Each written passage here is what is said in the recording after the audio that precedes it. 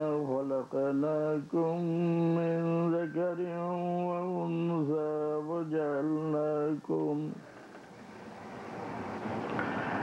وجعلناكم شعوبا وقبائل لتعارفوا إن أكرمكم عند الله أتقاكم صدق الله العظيم درود شريف صلى الله على سيدنا مولانا محمد آله وأصحابه وسلم صلى الله على سيدنا ومولانا محمد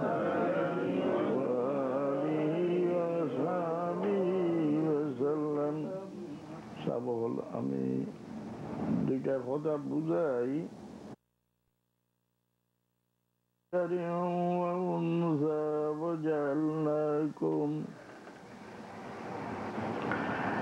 وجعلناكم شعوبا وقبائل لتعارفوا إن أكرمكم عند الله أتقاكم صدق الله العظيم درود شريف صلى الله على سيدنا مولانا محمد آله وأصحابه وسلم صلى الله على سيدنا ومولانا محمد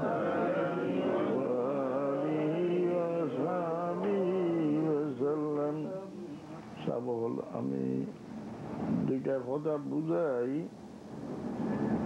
যে আমরা নিজে নিজের মূল্য বুঝা এখন তো দরকার না বুঝলে আমরা ধারণা কেন শুদ্ধ ভাষার কোনো মানুষ তো নাই নাকি দেখা প্রায় সিলেটের মানুষ শুদ্ধ ভাষার মানুষ আসেনি আমরা ধারণা করতে পারি যে অন্য জীবজন্তু জগতে যেভাবে চলাফেরা খাওয়া দাওয়া করে আমরা সেইভাবে রেখেছি তারা বুঝবা যারা আসেন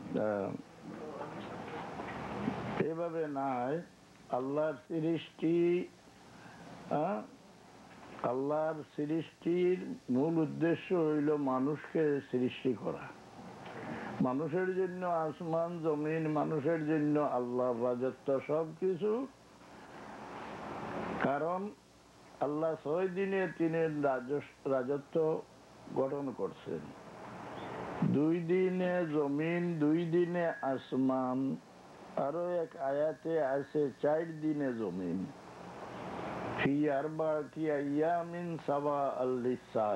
জমিন 4 দিনে, আসমান 2 দিনে। এক আয়াতে আছে আসমান 2 দিনে, জমিন 2 দিনে। সবই ঠিক, জমিন 2 দিনে, আসমান 2 দিনে সৃষ্টি করছেন, কিন্তু জমিনের পিঠে বা পেটে যা সম্পদ আছে এইগুলা আরো 2 দিনে সৃষ্টি করছেন। ফি সিত্তাতি আইয়াম। এর মধ্যে 4 দিনের সৃষ্টি যা আছে সবকিছু মানুষ জাতকে এককালীন আল্লাহ দিয়ে দিচ্ছে। হুয়াল্লাযী খালাকা লাকুম মা ফিল আরদি জামিআ। জমিনের মালিকই সত্য আদম আলাইহিস সালামকে সৃষ্টি করতেই আল্লাহ দান করছে, আর জমিনের পেটে বা পিঠে যা সম্পদ আছে এইগুলা আল্লাহ মানুষ জাতকে আবার দান করে দিলেন। তার রাজত্বর 3 ভাগের 2 ভাগ মানুষের মালিকই সত্য হয়ে গেল। থাকলো আসমান, আসমানে মানুষের খেদমত করে। কেমন ভাবে বলে, সূর্য মানুষের খাদ্য প্রস্তুতির জন্য দায়িত্ব পালন করে। মানুষের খাদ্য সৃষ্টি কের দ্বারা হয়?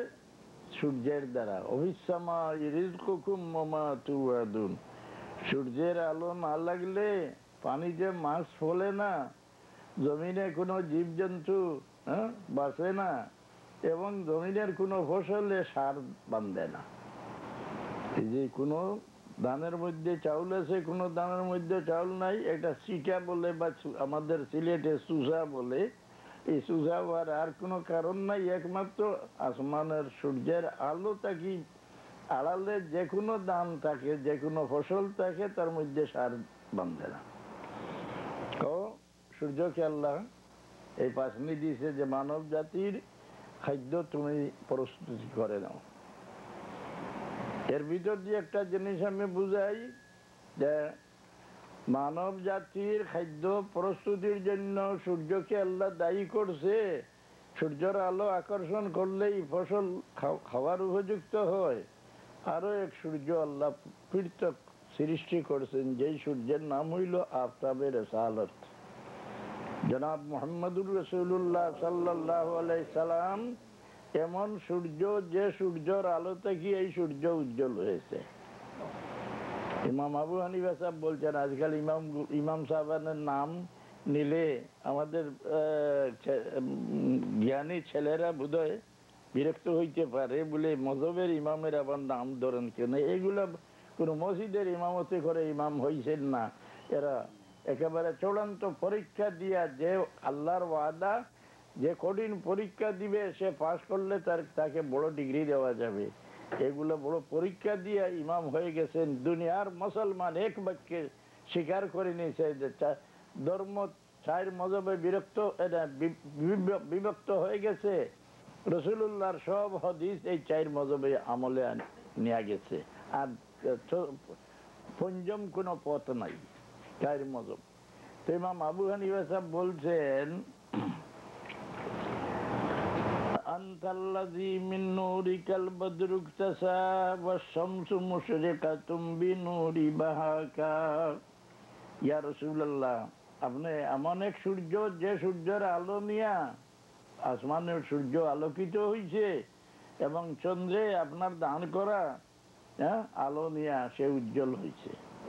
তো আফতাবে রিসালাত, এই আসমানের সূর্যের দ্বারা মানুষের খাদ্য প্রস্তুত হয়, আর মানুষ প্রস্তুত হয় কোন আলোর দ্বারা?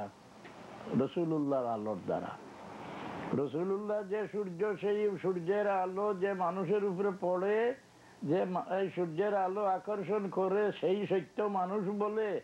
বনে নতুবা মানুষের মধ্যে পশু আছে, মানুষের মধ্যে কি কুত্তা নাই?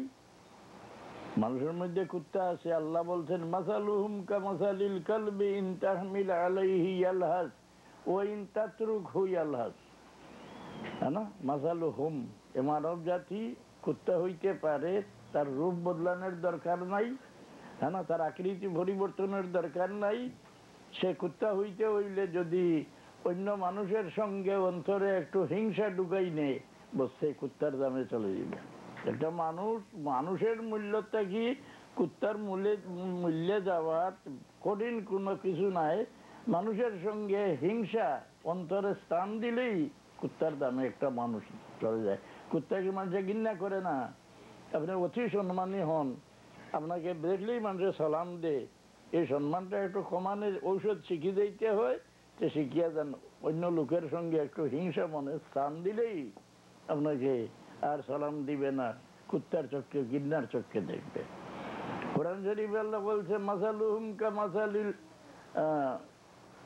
মাসালুল্লাযীনা হুম্মিলুত তাওরাতা সুম্মা লাম ইয়াহমিলুহা কামাসালিল হিমারি ইয়াহমিলু আসফারা।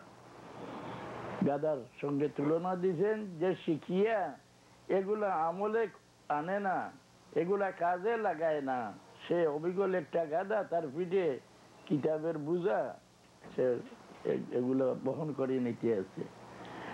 মানুষকে আল্লাহ শয়তান বলিয়া উল্লেখ করছেন, মাসালুহুম কামাসালিশ শাইতানি ইয ক্বালা লিল ইনসানি কফুর ফালাম্মা কাফারা ক্বালা ইন্নী বারীউম মিনকা ইন্নী আখাফুল্লাহ।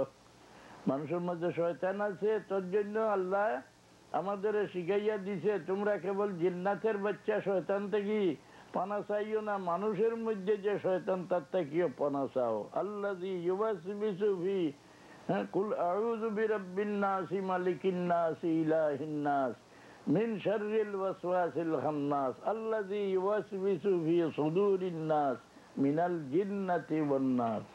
মানুষের শয়তান জিন্নাতের শয়তান দেখিয়া আরো বহু গুণে বাড়িয়া।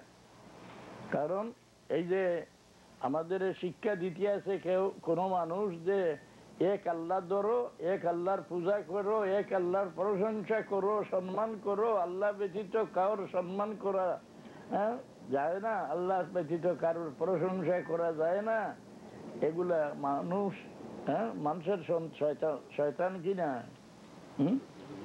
কারণ রাসূলুল্লাহর যুগে মুসলমান যারা আসিল তার মধ্যে একদল মুসলমান মুনাফিক ছিল কিনা? মুনাফিকের মধ্যে কোনো দোষ নাই, তাদের নমাজ বন্দেগী অন্য সাহাবী থেকে আরো ভালো, তাদের পরে